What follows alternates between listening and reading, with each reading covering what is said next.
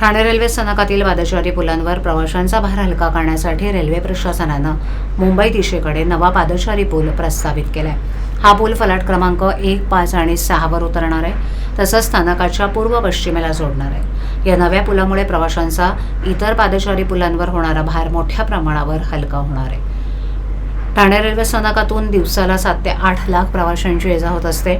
मध्य रेल्वे मार्गावरील सर्वाधिक गर्दीच्या रेल्वे स्थानकांपैकी ठाणे रेल्वे स्थानक आहे। मध्य रेल्वेच्या मुख्य मार्गिकेसह ठाणे नवी मुंबई शहराला जोडणाऱ्या ट्रान्स हार्बर मार्गावरील प्रवाशांचा भार देखील ठाणे रेल्वे स्थानकात असतो। रेल्वे स्थानकात 10 फलाट असून स्थानकात 6 पादचारी पूल आहेत। या पुलांवर प्रवाशांची तुफान गर्दी असते।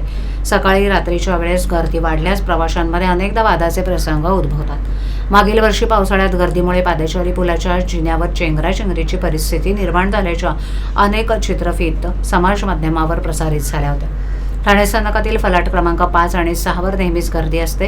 यातील फलाट क्रमांक 5 हा कर्जत, कसारा, कल्याणच्या दिशेने जाणाऱ्या जलद उपनगरीय रेल्वे गाड्यांसाठी आहे, तर फलाट क्रमांक 6 वरून मुंबई दिशेकडे वाहतूक करणाऱ्या उपनगरीय रेल्वे गाड्या धावतात। या फलाटांवर लांब पल्ल्याच्या गाड्यांना देखील थांबा आहे, त्यामुळे या फलाटांवर उपनगरीय रेल्वे गाड्यांच्या प्रवाशांसोबतच लांब पल्ल्याच्या गाड्यांतील प्रवाशांचा भार देखील वाढतो। काही महिन्यांपूर्वी फलाटावर होणाऱ्या गर्दीमुळे येथील फलाट क्रमांक 5 ची रुंदी देखील वाढवण्यात आली होती। आता पादचारी पूल जिन्यावर होणाऱ्या गर्दीचा विचार करून ठाणे रेल्वे स्थानकात मुंबई दिशेकडे नव्यानं पादचारी पूल उभारण्याचा प्रस्तावित असल्याची माहिती सूत्रांनी दिली।